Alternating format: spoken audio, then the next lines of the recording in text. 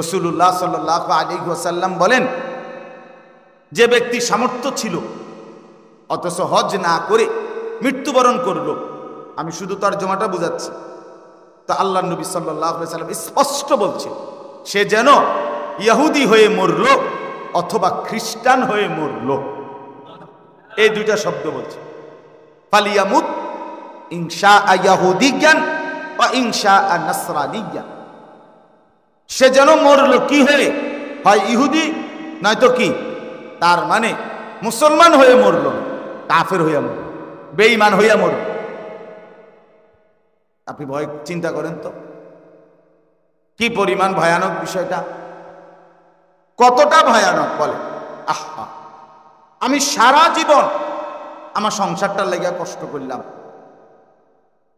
আমি 4টা পোলা 5টা মাইয়া বিয়ে দিলাম, আমি এতগুলো ঘর বাড়ি বাজার ব্যবসা কত ঘাম ঝরলো আমার, কিন্তু আমি খামখেয়ালি করে হজ করলাম না। এই বউ বাচ্চা গুলারে খাওয়াইতে গিয়া বাড়ি ঘর বিল্ডিং কেহই নিজের টাকাটা সবটা নিজে বন খায়, বলে না আমি দিয়া সব দিয়া বন কিনালাম, বিজে বিজে খামো, এরম নি। মানুষ তার উপার্জনের সব টাকা নিজের পেটে ঢুকানি লেগে ইনকাম করে। কথা বলেন না কেন? স্ত্রী সন্তানের জন্য মানুষ সবটুকু কোরবানি করে। কত মানুষ, কত অভিভাবক, পরিবারের প্রধান বাচ্চা কাচ্চার মুখের দিকে তাকাইয়া নিজের সুখ আহ্লাদ সব কোরবানি করে দেয়। নিজে একটা গেঞ্জি, সন্তানের 10টা গেঞ্জি, নিজের একটা লুঙ্গি, সন্তানের 10টা লুঙ্গি, নিজে খায় কোনো রকম, সন্তান আরামসে থাকে। কেন? আমার বাচ্চা, আমার সংসার, আমার ছেলে মেয়ে।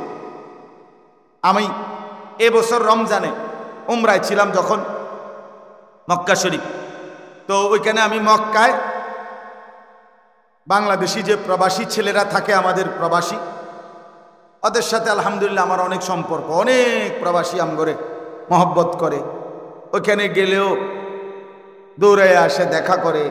তো আমি এইবারও মক্কা শরীফ কাছাকাছি হালাকা আছে, ওইখানে আমি গেছি। ওনাদের এরকম হোটেলে তারা যেখানে থাকে প্রবাসীরা, ওদের এরকম রোমের মধ্যে বয়ান করছিলাম রাতে, এই সময় রাতের প্রায় 1:30-2টা বাজে এই সময়। তো প্রায় 26-27 জন বা 30 জন হবে এরকম ছেলে পেলে আসছে। এরপরে আপনার ওখানে অনেকক্ষণ প্রবাসীদেরকে বয়ানের পরে একটা ছেলে, ব্রাহ্মণবাড়িয়ার বাড়ি, আমারে পরে জড়ায় ধরা বলতেছে, হুজুর আমি আজকে 8 বছর বিদেশ, এই 8 বছরে কোনোদিন আমি একজন ভালো ডাক্তার আমার কোনো রোগ শোকের জন্য দেখাই নাই। হুজুর কসম দেখাই নাই। কেন? কয় এখানে ডাক্তার দেখাইলে যে ওষুধপত্র চিকিৎসা যা দেয়, এগুলো যদি আমি সবটা খরচ করতে যাই আমার 15-20 হাজার টাকা চলে যাবে, তো আমি বাড়ি পাঠাবো কেমনে? আমার বউ বাচ্চার জন্য টাকা পাঠাবো কিভাবে? এই জন্য ব্যথা বেদনার 2-1টা ওষুধ টষুধ ট্যাবলেট খাইয়া পড়ে থাকি। তো ছেলেটা আমার বলতেছে, 8 বছরে আল্লাহর কসম আমার ব্যক্তিগত সুখ আনন্দ বলতে কি জিনিস আমি জানি না, আমি কোনোদিন দেখি নাই হুজুর। আমি সারাক্ষণ আমার ফিকির থাকে হুজুর, বউ বাচ্চা, মা, বাড়ি ঘরে কিছু টাকা যেমনে পারি পাঠায়। এভাবেই তো সবাই, এভাবেই মানবেতর ভাবে থাকে, কষ্ট করে থাকে। একটা রুমে 12 জন 14 জন, কেউ চকিতে কেউ ফ্লোরে মিলাই ঝিলাইয়া থাকে, নিজেরা রান্না করে খায়, নিজেদের কাপড় নিজেরা ধোয়, নিজেদের কাপড় নিজেরা ধোয়।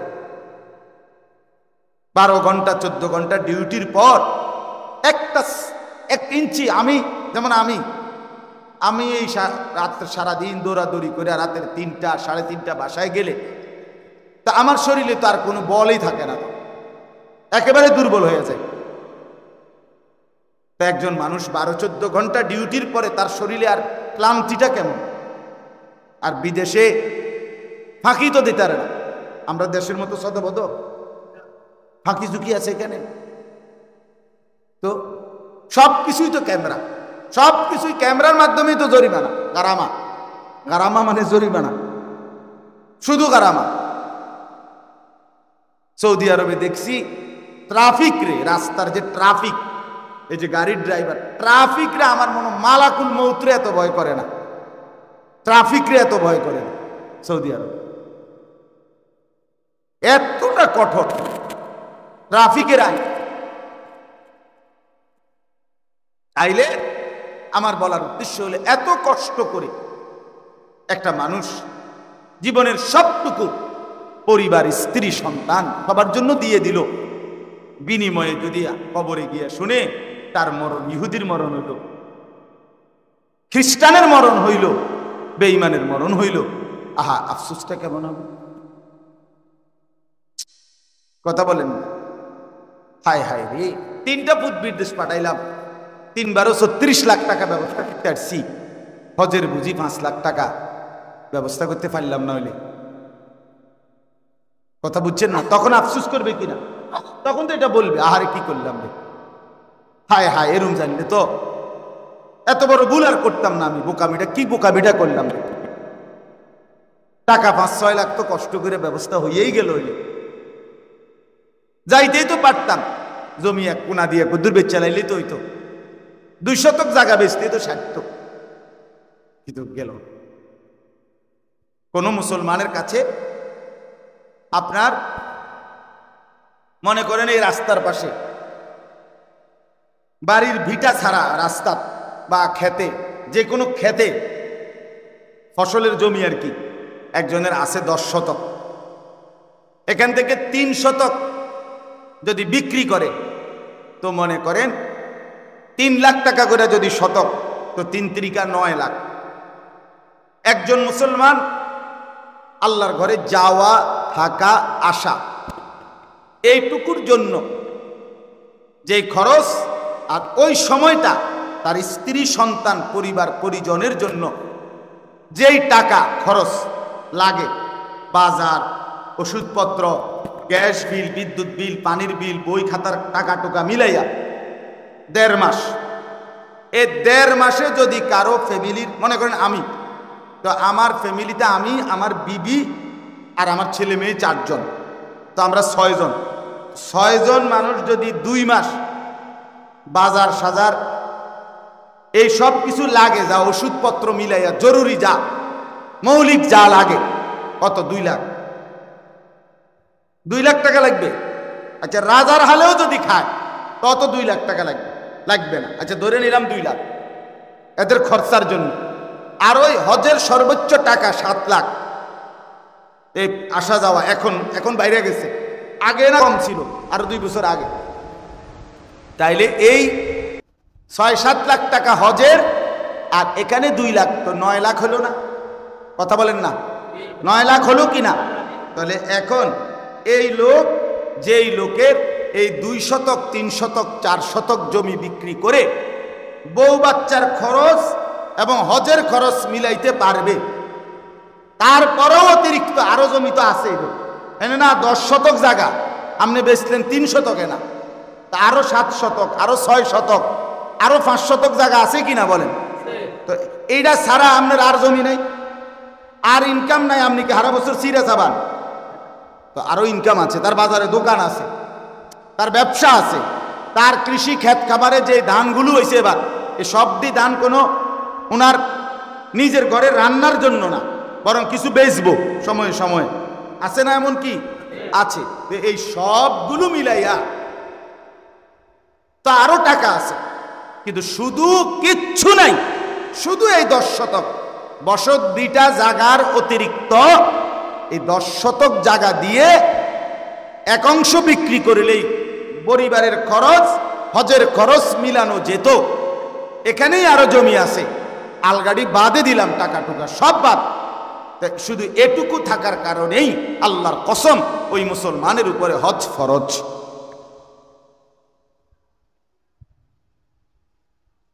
এবারটা বইয়া রয়েছে, এবারটার ফুটে যে বছর বিদেশ থেকে টাকা দিব তো ওই হেবাটা হতে যাবে।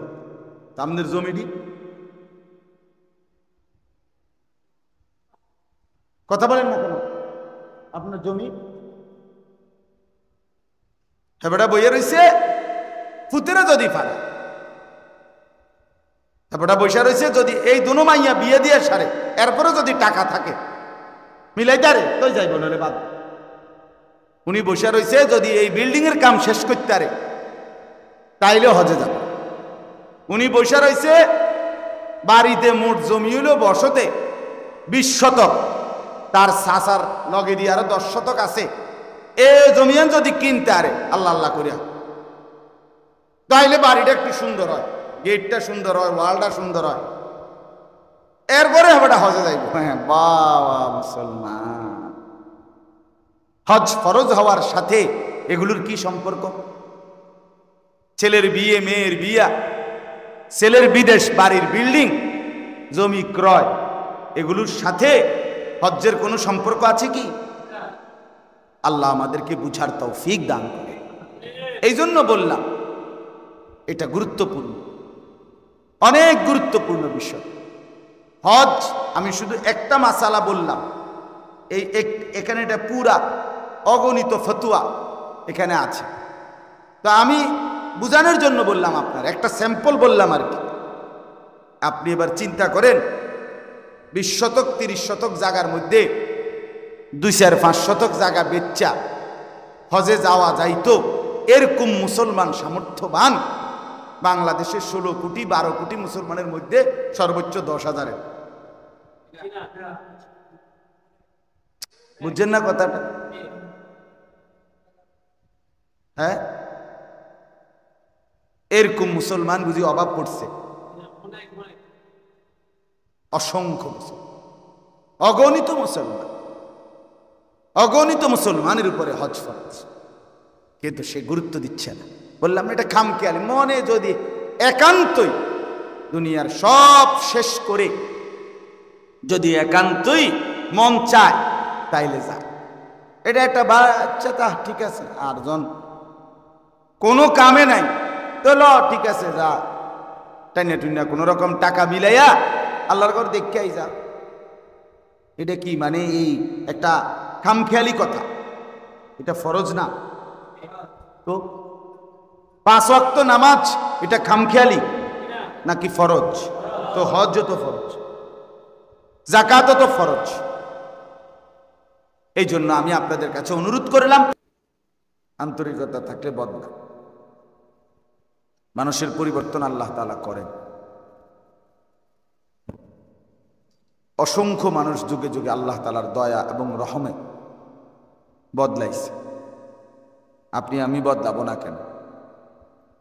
আল্লাহ তাআলাই হেদায়েত দেন, আল্লাহ তাআলাই পথ হারা করে দেন। এই জন্য আল্লাহর কথা মনোযোগ দিয়ে শুনতে হয়, আগ্রহ থাকতে হয়, নিজের মধ্যে গ্রহণ করার মানসিকতা থাকতে হয়। আমি পারবো, আমি সম্ভব, আমি মুসলমান, আমি মানুষ। আল্লাহর কোরআন মানুষের জন্য, হুদাল্লিন নাস, হুদাল্লিল মুত্তাকিন, মানুষের জন্য কোরআন, মুত্তাকিদের জন্য কোরআন। তাহলে মানুষ পারবে না কেন? রাসূলুল্লাহ সাল্লাল্লাহু আলাইহি ওয়াসাল্লাম, তাকে তো আল্লাহ তাআলা মানুষের জন্য পাঠাইছে। ওমা আরসালনাকা ইল্লা কাফাতাল লিন্নাস। আল্লাহ তাআলা বলেন, আপনাকে আমি রাসূল বানিয়েছি সারা পৃথিবীর সমস্ত মানুষের জন্য। তাহলে তিনি মানুষের জন্য আসছেন, তো মানুষ তাকে অনুসরণ করতে পারবে না কেন? যাকে পারবে না তাকে পাঠাবেন কেন? অতএব কোরআন এবং সুন্নাহ, আমরা সবাই এটা বারবার শুনি জীবনে, যে আমাদের জন্য কোরআন সুন্নাহ অনুসরণ করা আবশ্যক, উচিত। এটাই আমাদের জন্য আল্লাহর হুকুম। আর দুইটাই মানুষের জন্য। কোরআন নাজিল হয়েছে মানুষের জন্য, রসুলকে পাঠানো হয়েছে মানুষের জন্য। তা আপনি যদি মানুষ হন, পারবেন না কেন? আমি পারবো না কেন? হ্যাঁ, ছাগল হইলে, পাগল ছাগল হইলে, গরু ছাগল হইলে হয়তো পারবেন। আপনি আমি তো গরু ছাগল মানুষ। এই জন্য আসলে এটা আমি সব সময় বলি, নিজের ভিতরে যদি এই অনুভূতি জাগে, কারণ আমি মানুষ, আমি পারবো, আমাকে পারতেই হবে। দেখেন খামখেয়ালি করলেও সময় চলে যায়, কাজে লাগাইলেও সময় চলে যায়। 1 সেকেন্ড 1 মিনিট এই পৃথিবীতে কারোর জন্যই থামে না। 24 ঘন্টা সারা রাত যে তাহাজ্জুদ নামাজ পড়ে তারও ফজরের ওয়াক্ত হয়ে যায়, ভোর হয়ে যায়। সারা রাত যে মদের আড্ডা, জুয়ার আড্ডা, নারীর আড্ডায় থাকে তারও রাত ভোর হয়ে যায়, ভোর হয়েই যায়। কারোর জন্যই সময় থামে না, 1 মিনিটও না। আমরা অনেক সময় কথার প্রসঙ্গে কাউরে বলি যে দোস্ত তুমি 1 মিনিট দাঁড়াও, আমি আসতেছি ঘর থেকে, এরকম বলি না আমরা? 2 মিনিট আসতেছি 2 মিনিট। তো 2 মিনিট তো বললেন বন্ধুকে, ওই বন্ধু ঠিকই দাঁড়াইছে, কিন্তু মিনিট দাঁড়ায় না। মিনিট কি দাঁড়ায়? দাঁড়ায়।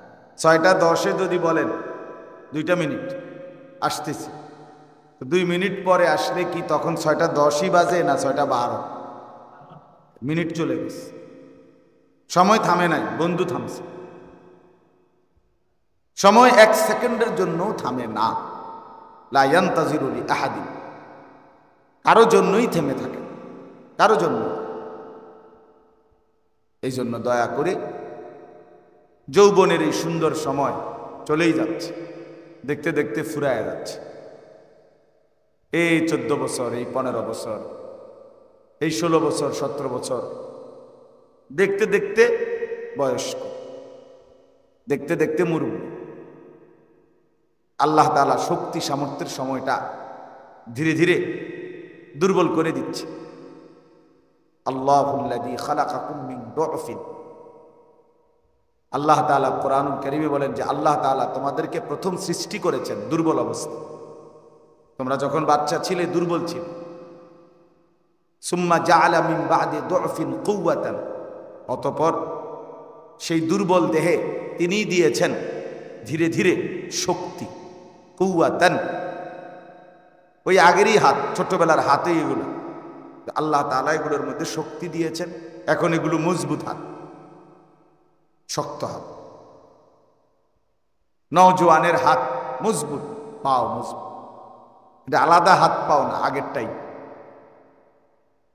সুম্মা জাআলা মিন বা'দি কুওয়াতিন দুআফান ওয়া শাইবা, আল্লাহ তাআলা বলেন অতঃপর তিনি আবার পুনরায় সেই শক্তি সামর্থ্য ওয়ালা দেহে ফিরিয়ে দিয়েছেন বৃদ্ধ এবং দুর্বল অবস্থা। এই যে এখন আবার দুর্বল। হুজুর মনে করেন আজ থেকে 30 বছর আগে এমনই তো ছিল না? কথা বলেন না? এমনই ছিলেন? আরো সামর্থ্যবান ছিল, আরো শক্ত সবল ছিলেন। এখন দুর্বল, আল্লাহ ফিরায় দিয়েছে আবার আগের হালাত। ইয়াখলুকু মা ইয়াশা, আল্লাহ তাআলা বলেন তিনি যা ইচ্ছা তাই সৃষ্টি করতে পারেন। ওয়াহুয়াল আলিমুল কাদির, তিনি সব জানেন, তিনি সব ক্ষমতা রাখেন। এজন্য ভাইয়া এটা বোঝা দরকার, অনুভূতি থাকা দরকার যে দেখতে দেখতে আমার হায়াত, আমার সুন্দর শক্তি সামর্থ্যপূর্ণ শরীরটা ফুরায় যায়, ফুরায় যায়। আমি প্রায় বলি, একসময় আমি কি পরিমাণ ঠান্ডা পানি, 7 আপ, কোক, দই, ফ্রিজের একদম ঠান্ডা খাইতাম। আমার মনে হয় এখন আস্তা বোতল 7 আপের আধা লিটার 1 লিটারও খাইয়া ফেলছি, একদম ঠান্ডা। কিন্তু এখন আমি এই প্রচন্ড গরমের মধ্যে ঠান্ডা পানি খাইতে ভয় পাই, খাইয়ে না। তাইলে কোথায় হারায় গেল সেই সামর্থ্যপূর্ণ সময়টা? আমি গত কোনোদিন আগে, 2-3 বছর আগে, 2 বছর হবে, এর আগে কোনোদিন চশমা পরিনি, কোনোদিনও। কমপক্ষে 40 বছর বয়স পর্যন্ত, আমার এখন 42 বছর শেষ, তো চশমা পড়ি নাই আমি। এখন আমাকে চশমা পড়তে হয় লেখাটা দেখার জন্য, রিডিংয়ের জন্য। তাহলে কোথায় হারায় গেল সেই সময়? প্রতিদিন প্রতিদিন কোমরে ব্যথা করে, পিঠের এখানে ব্যথা করে, মাজায় ব্যথা করে সব সময়। গাড়ির মধ্যে একটা আমার সিটের উপরে আরেকটা সিট আছে আলাদা, আমি এটা ডাক্তারে দিছে আমারে, ঢাকা ইবনে সিনা হসপিটালের একজন বড় ডাক্তার, তো এটা আবার কিনছি ঢাকা থেকে, আলাদা ফোমের আলাদা সিট, ওইটার উপরে থাকে, এটার মধ্যে আমি বসি। তাহলে কোথায় হারায় গেল সেই সামর্থ্যপূর্ণ সময়? আমার এই ছায়া, আমি আমার জিন্দিগির সাক্ষী, আমার জীবন আমার মনে আছে, আমি তো ভুলি নাই। এই জন্য হায়াত কাজে লাগে। বাপ, ভাই, বন্ধু সবাই এটা বোঝা উচিত, এটা ভাবা উচিত, সময় কাজে লাগে। ওই যে ভাই মোবাইল এটা তুলেন না,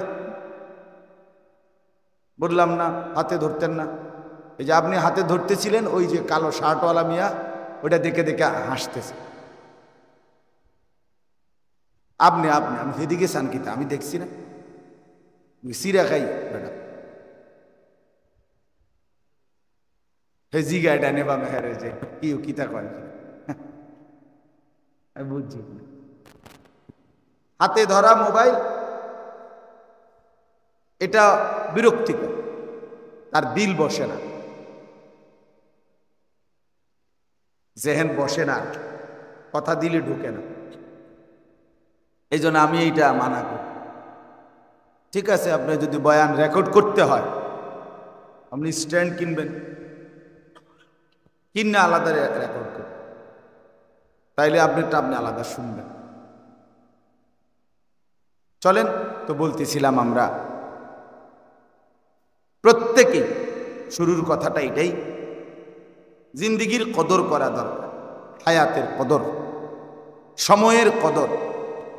সময় কিন্তু আল্লাহ তাআলার পক্ষ থেকে আমাদের কাছে দেওয়া আমানত। আমাদের হায়াত আমাদের সময়, আমাদের সময় আমাদের হায়াত। যে যতক্ষণ বেঁচে আছি অতক্ষণই সময় পাইছি। আমি মরে গেলাম, আমার সময় শেষ। এরপরে পৃথিবী থাকলেই কি, না থাকলে, এরপরে পৃথিবী আধুনিক হইলেই কি, ধ্বংস হইলেই কি, আমি তো নাই। এরপরে আর কি, আমার মৃত্যুর পরে মানুষ সব চাঁদের দেশে গেলে গায়ে আমার লাভ, ঠিক না? আমার কি ফায়দা? আমার হায়াতে আমি যা করতে পারলাম তাই আমার লাভ, পাওয়া। তাই এই জন্য এটা দয়া করে বুঝতে। বুজুর্গানে দিন বলে, মান মাতা ফাকাত কামাত কিয়ামত, যে মরলো তার কিয়ামত শুরু হয়ে গেল। অর্থাৎ সে আর পিছনে এদিকে আসবে না, এরপরে ধাপে ধাপে কিয়ামত, কবর, মুনকার নাকিরের প্রশ্ন উত্তর, নির্দিষ্ট সময় পরিমাণ অবস্থান, হাসরের ময়দানে আবার উঠা, আমলনামা হাতে নেওয়া, মিজানের পাল্লার কাছে মাফের জন্য যাওয়া, ফুলসেরাত পার হওয়া, জান্নাত কিংবা জাহান্নামে যাওয়া। খালাস, সামনের দিকে শুধু, আমরা শুধু সামনের দিকেই যাচ্ছি, পিছনে ফিরে আসা। আজকের আসর, আজকের মাগরিবের টাইম, আসরের এই মাগরিবের আগের এই টাইমটা, একটু আগেই আমি আসছি এখানে, 6টা 20 বা 16 বাজে, তখন আমি এখানে আসছি। তাহলে আমি মাগরিবের আলো দেখছি আগে আইসা, এখন অন্ধকার, এই 20-30 মিনিট আগে। তাহলে সেই আলোটা আজকের আসর মাগরিবের আগ টাইম আর কি পৃথিবীতে কোনোদিন ফিরে আনা যাবে? আর খালাস, আর হবে না। এই একবারই বাস। পৃথিবীতে প্রত্যেক মিনিট সময় একবারই আসে। এই যে আজকে 17ই মে 2024, রোজ শুক্রবার, এই শিরোনাম পৃথিবীতে আর কোনোদিন হবে? আর আগামী শুক্রবার আসবে, কিন্তু সেটা 17ই মে না, 24শে মে। আগামী বছর 17ই মে আসবে, কিন্তু সেটা 2024 না, 2025। তাহলে এই শিরোনাম আর হবে না, এটাই শেষ, এটাই শেষ। তাহলে আমার হায়াতের প্রতি মিনিট আর আসবে, আমি আর পেছন দিকে আসতে পারবো, ইউটার্ন দিয়েও না। রাস্তার ইউটার্ন হয়, জিন্দিগির ইউটার্ন হয় না। হায়াতের কোনো কি নাই, সময়ের কোনো ইউটার্ন নেই। আরেকবার ফিরে আসেন। আপনি ঘড়ির কাঁটা ইচ্ছা করে আপনি এটারে পিছাই দিলে লাভ হইতো না। আপনার কাঁটা আপনারটা ডিস্টার্ব করবো, মানুষের ঘড়ি করবো, ঘড়ি এটা ডিস্টার্ব, স্লো। এই জন্য আমরা চলেন বাপ, আপনাদের কাছে অনুরোধ করলাম, ছেলেরা ভাইয়া তোমাদের কাছেও বললাম, সব মিলাইয়া একসাথের কথা হলো এটা, কেন নামাজ পড়বা না, কেন আল্লাহকে চিনলা না, মানে কি কারণ, কেন পছন্দ হইল না মোটেই নামাজ পড়াটা, কেন ভাল লাগলো না? সবই ভাল লাগে। এই গরম, এটাকে ছেড়ে দেওয়ার, এখান থেকে গরমের এই পৃথিবী থেকে অন্যত্র যাওয়ার কোনো সুযোগ আছে কি? তাইলে আল্লাহর এরিয়া থেকে যাওয়ার তো কোনো সুযোগ নেই। আল্লাহকে বাদ দিলাম কেন? ইয়া মাশারাল জিন্নি ওয়াল ইনস ইন ইসতাতাতুম আন তানফুযু মিন আকতারিস সামাওয়াতি ওয়াল আরদ ফানফুযু। রব্বুল আলামিন বলে, হে মানুষ এবং জিন, যদি ইচ্ছে করো তাইলে আমি আল্লাহর আসমান এবং জমিনের সীমানা থেকে বেরিয়ে যাও, দেখো তো পারো কিনা। ফানফুজু, বের হও। গুনাহ করছো না ফরমান, তো আমার সীমানা ছেড়ে দাও। সেজদা দিবা না ফরমান আমাকে, পড়বা না মাগরিব ফজর জোহর আসর, তাইলে বেঈমান সরো আমার এলাকা থেকে, বাইরে বেটা। দুনিয়ার মানুষ তো বলে, মিয়া তুই আমার দল করো না, তুই আমার সামনে যা বেড়ান থেকে বেড়া, তুই আমাদের অফিসে আমাদের কোম্পানিতে কাজ করো না, আবার এসে এনে ঘুরাঘুরি করছো, বেরো বেটা এখান থেকে, বেরো। কেউ যদি ক্ষমতাধর হয়, একটু বেশি পাওয়ারফুল হয়, সে তোকে আরো শক্ত কথা বলে, বেটা একদম লাথি দিয়ে বাইর করে দেবো বেটা এখান থেকে, বাইরে। বলে কিনা বলেন না কেন? আল্লাহ তাআলা যদি ফেরেশতাকে বলে যে তার একটা লাথি দিয়া, মার একটা লাথি তারে, এই অসভ্য মাগরিবের নামাজ কেন পড়লো না, মার, প্রাণ করে একটা লাথি মার, কি হবে তখন? এশার নামাজ না পড়ে এই নাফরমান শুইতে আসলো, আল্লাহ যদি বলে ফেরেশতা একটা লাথি মারবে, এক লাথির লগে যেন মুরাদনগর ফারুইয়া দেবীদের গিয়ে পড়ে, কি হবে ভাইয়া? আল্লাহ পারবে না। কি পরিমাণ ইহসান ও করম রবে আল্লাহ, কি পরিমাণ দয়া, কি পরিমাণ দয়া। দেও, বসাও না, ও ভাইদেরকে বসতে দাও, কোনো না কোনো সুরতে বসাও। সলিমুল্লাহ মৌলানা বসাও ওদেরকে, ওখানে আর একটু আগায় দাও, বেশি আগান যাইতো না গরমের কারণে। ইচ্ছা করে না আমি কই না যে আরো সাফ আন, কেমনে কই বেটা বেটা, ও হুজুর আমার এটা কোনো বিচার নেই, এমনি গরম চলেন। এই জন্য বললাম আর একটু দেখেন, একটু সামান্য একটু আগায় দেন, কষ্ট হলেও বরকত হবে। এই জন্য আমি অনুরোধ করলাম, বাপ সবাই একটু আগায় দেন, একটু আগায় দিলে আরো 10 জন ভাইও যদি বসতে পারে সওয়াব পাবেন। এই 10 জন মানুষের বসার সওয়াব আপনারা পাইবেন। সামান্যটুকু জায়গা, বেচারার যেটুকু সামর্থ্য চেষ্টা করছে, হুজুর আমার মুরব্বী যেতটুকু সামর্থ্য ছিলেন এতটুকুই করছে। আল্লাহ তাআলা মাদ্রাসার জন্য বড় সড়ো জায়গার ইন্তজাম করে দেন, আল্লাহর জন্য কিছুই না। ওমা যালিকা আলাল্লাহি বিআজিজ, আল্লাহ তাআলার জন্য এটা মোটেই কঠিন নয়। তো বাপ, আমি 2টা আয়াত পড়ছি, আয়াতগুলো এখন বলতেছি, কিন্তু মূল আপনাদের কাছে প্রথম কথা আমি বলে নিলাম, দয়া করে জিন্দেগি কাজে লাগে। কেন গাফলতি করবেন? এটা কেমন ইনসাফের কথা? মানুষ এত বিবেকহীন হবে কেন? মানুষ তো আর জানোয়ার না। মানুষ তো কুকুর না, বিড়াল না, শূকর না, মানুষ তো গরু ছাগল না, মানুষ। অতএব সে তার মালিককে চিনবে না কেন? আল্লাহকে সেজদা দেবে না কেন? কি লাভ? নামাজ না পড়ার দ্বারা কি বেনিফিট? আল্লাহকে নারাজ করে লাভটা কি? কি হলো? আল্লাহ তাআলা কোন দিকে আমাদের লস করে দিলেন? তার চাইতে বেশি বড় দাতা কে আমাদের? তার চাইতে দয়ালু মনিব কে? 24 ঘন্টা যিনি আগলাইয়া রাখেন আমাদের, সেই আল্লাহ। তার বন্দিগিটুকু ভাল লাগলো না, কেমন হলো এটা? আল্লাহ আমাদেরকে বুঝার তৌফিক দান করে।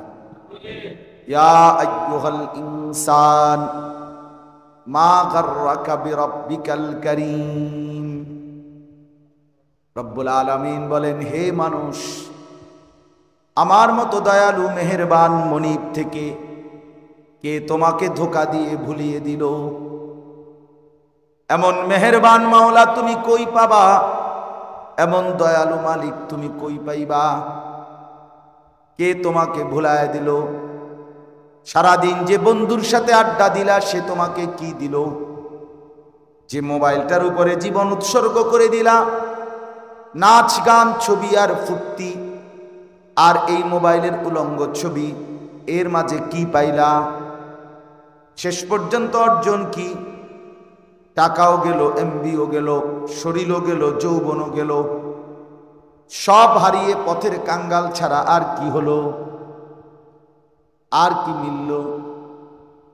আল্লাহ এটা বারবার বলছে, বান্দা কি পাইলা আমারে বাদ দিয়া? আমাকে ছেড়ে কি অর্জন করলা? বলো। ইকতারাবা লিন-নাসি হিসাবুহুম ওয়া হুম ফি গাফলাতিন মুরিদুন। আল্লাহ বলেন, হায় মানুষ, হিসাবের সময় তো কাছে গেছে, তুমি তো দেখছি এখনো আমি আল্লাহর থেকে বিমুখ হয়ে গাফেল হয়ে আছো। গাফেল হয়ে 30 বছর হয়ে গেছে সুদের ব্যবসা করো, আর ছাড়বা না বান্দা। হ্যাঁ,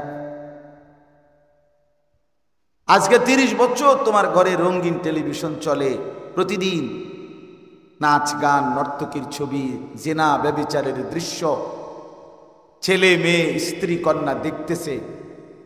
ভাইয়া কথা বাকি থাকলে বাইরে গিয়ে বলো, বাইরে চলে যাও, দুজন যাও, বাইরে যাও। এটা ফালতু কোথাকার বেটা। তুমি চেনো না আমার মিয়া, গাফেল আমি পছন্দ করি না।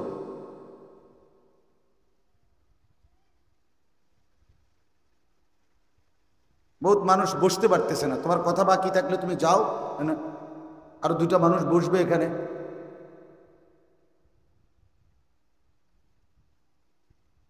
জি বাপ, আমি খুব সাংঘাতিক মানুষ, আমার হিসাবটাই আলাদা। প্রত্যেকটা মিনিট আমাদের জিন্দিগির অংশ। এটা গাফলতের এই জিন্দিগি কখনোই শেষ হবে না। খামখেয়ালি কি কখনোই শেষ হবে না? কি আশ্চর্য কথা! সারাক্ষণই কি কথা, সারাক্ষণই দুষ্টামি, সারাক্ষণই হাসি, ধাক্কাধাক্কি, মোবাইল, নাচ গান, এটা কোনো জিন্দিগি হলো মিয়া? মানুষ তো কিছুক্ষণের জন্য ভাবে, মাঝে মধ্যেও তো ভাবা উচিত একটা মানুষ যে হাই কি করছি, হাই কি করছি। আমি তো একেবারে প্রত্যেক দিন আলহামদুলিল্লাহ নিয়মিতই ভাবি যে আমার আর কি কি কাজ বাকি, কি কি রইল। আল্লাহ আমাদেরকে মাফ করে দেন।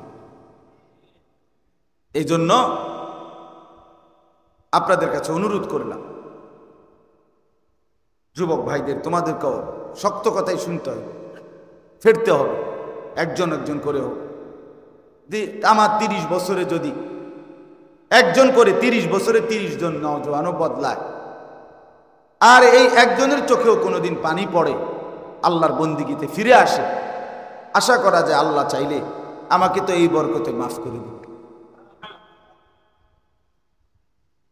কিন্তু আমি শুধু বলেই যাব, সবাই সবার মতো খামখেয়ালি করবে, এটা আমি মানি না।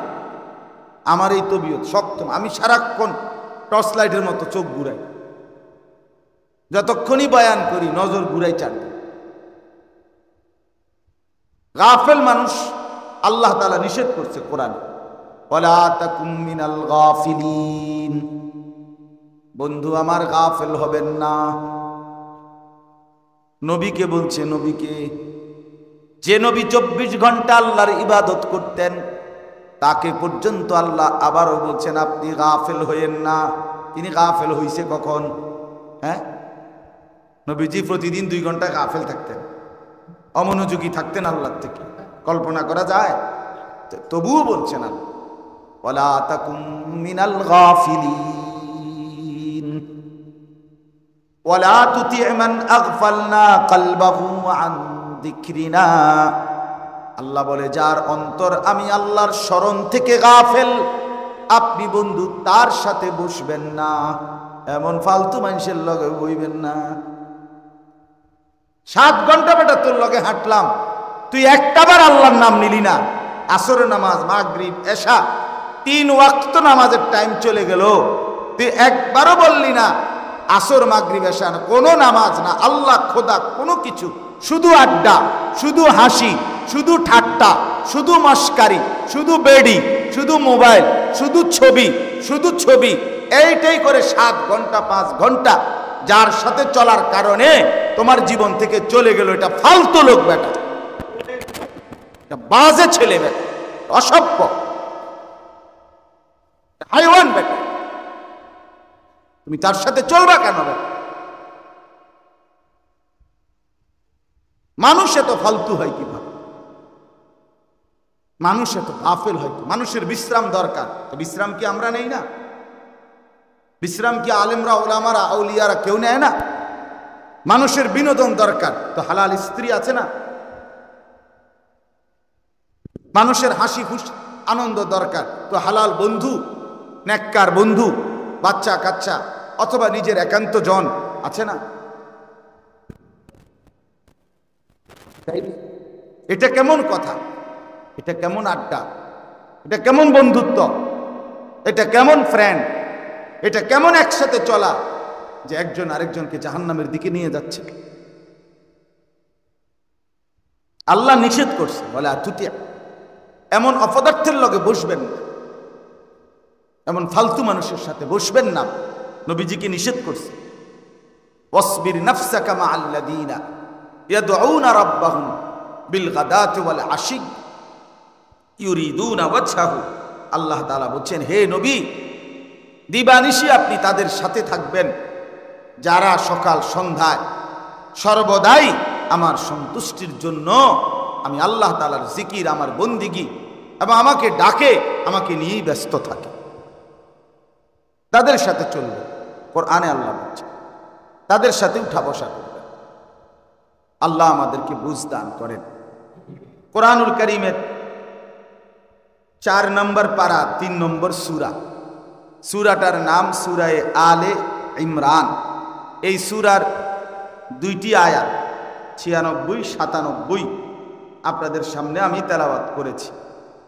যেহেতু এখন হজ এবং কুরবানি এটারই মৌসুম, হজের মাস, এবং সামনে আমাদের জন্য কুরবানিও, তো বিশেষ করে হজ্জের মৌসুমে ওলামায়ে কেরাম, মসজিদের খতিব সাহেবগণ, মাহফিলের বক্তা ওয়াইজগণ এই মৌসুমে যখনই বয়ান করে, স্বাভাবিকভাবে হজ্জের উপরে, কুরবানির উপরে আল্লাহর বান্দাদেরকে বয়ান করে, কথা বলে। কারণ শীত সিজনে যখন আমাদের অঞ্চলে ব্যাপক মাহফিল হয়, বড় বড় সম্মেলন হয়, মাহফিল হয়, স্বাভাবিকভাবে আমাদের দেশে তো শীত মৌসুমের ওই 5 মাস 4-5 মাস প্রতিদিন বড় বড় বিশাল বিশাল সম্মেলন হয়। আলহামদুলিল্লাহ, অনেক বক্তারা বয়ান করে, ইন্তেজামও বড় হয়, 2, 4, 5, 10 লাখ টাকা খরচ করে বড়সড় আয়োজন হয়। কিন্তু ওই সময় যেহেতু হজ্জের মৌসুম থাকে না, স্বাভাবিকভাবে কুরবানি, হজ এই নিয়ে আলোচনা তেমন একটা হয় না। এই সময়টাই জন্য ওলামায়ে কেরাম রমজানের পর থেকে কুরবানির আগ পর্যন্ত বেশি হজের বয়ানের উপরে আল্লাহর বান্দাদেরকে উৎসাহিত করে, যাতে করে মুসলমানের ভিতরে প্রেরণা জাগে, উৎসাহ জাগে আল্লাহর ঘর জিয়ারতের, আল্লাহর ইবাদত পালন। মনে রাখতে হবে একটা বিষয়, মানুষ মাত্রই স্বাভাবিকভাবে অর্থ টাকা জমিয়ে রাখা, টাকা খরচ নিজের একান্ত প্রয়োজন ছাড়া অন্য কাজে খরচ করতে চাওয়া, এটা মানসিকতাটা কম। মানুষ স্বভাবজতভাবেই মানুষের মধ্যে কিছুটা কৃপণতা, কারো কম কারো বেশি, কিন্তু এটা মানুষের মধ্যে থাকে। এই জন্য কোরআনুল কারীমের মধ্যে ইনফাক ফি সাবিলিল্লাহ, আল্লাহর রাস্তায় আল্লাহর দেওয়া সম্পদ থেকে খরচ ব্যয়, এটার প্রতি প্রচন্ডভাবে গুরুত্ব আরোপ করা হয়েছে। কারণ মানুষ স্বাভাবিকভাবে আল্লাহর পথে খরচ করতে চায় না।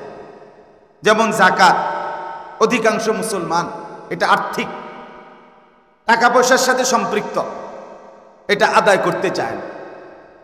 কোরবানি এটা যেহেতু আর্থিক সম্পদ, টাকা ব্যয় করতে হয়, এটা সর্বস্তরের মুসলমান ঠিক যতজনের উপরে পুরুষ নারী ফরজ হয়, ওয়াজিব হয়, সবাই আদায় করতে চায় না। দেয়, কোরবানি দেয়, ওই ঘরে মন চাইলে দিল আর কি।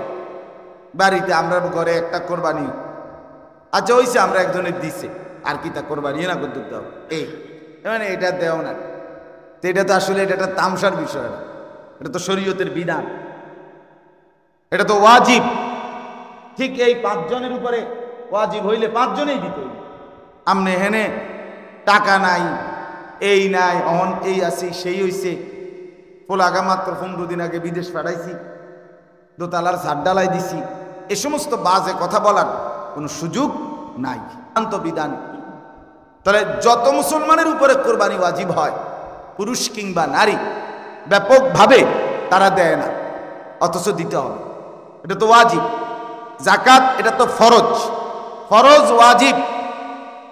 হজ যত মুসলমান হজে যায় প্রতি বছর মানুষ, একেবারে প্রত্যেক বছরই ধরে নিলাম যায়, তো যায় তো 50,000, যায় তো 1 লাখ, কিন্তু হজ 16 কোটি মুসলমানের মধ্যে, আপনার 14 কোটি 15 কোটি মুসলমানের মধ্যে প্রতি বছর শুধু এই 50,000 1 লক্ষ লোকের উপরে হজ ফরজ হয়। কথা বুঝছেন না? কি পরিমাণ মুসলমানের উপরে ফরজ হয়, অনেক অনেক অনেক অনেক, আমাদের কল্পনারও বাহিরে। তাহলে এই বিপুল পরিমাণ মুসলমানের উপরে হজ ফরজ হয়, ফরজ এটা, কিন্তু এটা আদায় করার প্রতি আন্তরিকতা, আগ্রহ বোধ করে না। কারণ ওই যে টাকা খরচের বিষয়, এটা সে এই জন্য পাত্তা দেয় না। আমার আগে মাগরিবের আগে মাওলানা বয়ান করছে, খুব সুন্দর, অনেকক্ষণ। ওইখানে মাওলানা সাহেব, আপনারা অনেকে ছিলেনও না, অনেক সুন্দর কথা বলছে ওই সময়। এই হজ্জের উপরে অনেকগুলো হাদিস শুনাইছে।